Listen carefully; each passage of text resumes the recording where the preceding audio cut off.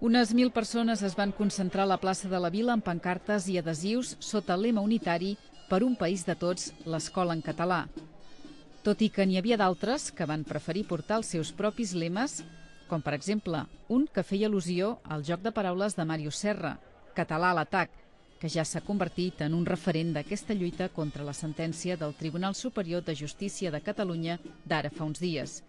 Entre estelades i so de gralles, gent de totes les edats i nens subjectant pancartes van convertir la plaça de la Vila en un clam pel català.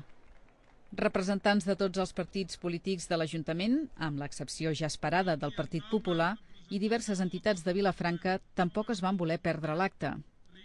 Des de somescola.cat, el president d'Òmnium Cultural a l'Alt Penedès, Ricard Serra, va ser l'encarregat de llegir el manifest, el mateix que es va llegir a la resta de municipis i que tenia com a clar objectiu donar un cop de puny sobre la taula, com explica el mateix Serra.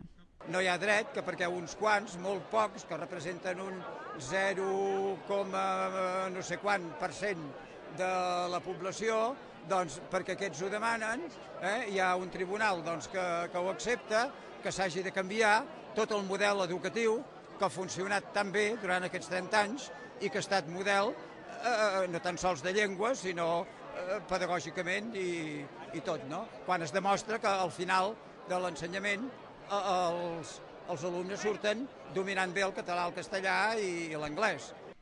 Com dèiem, unes 1.000 persones van assistir a aquesta manifestació a la plaça de la Vila, per la qual cosa Serra es mostrava orgullós de tota aquesta gent que havia volgut participar a l'acte de forma activa. Jo personalment estic molt content de la convocatòria que hi ha hagut.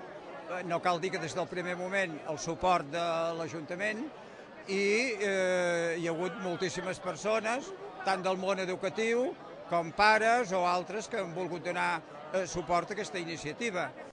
L'acte va acabar amb el cant dels segadors entonat per tota la plaça. Molts municipis de la comarca també es van sumar a la concentració d'ahir a la tarda.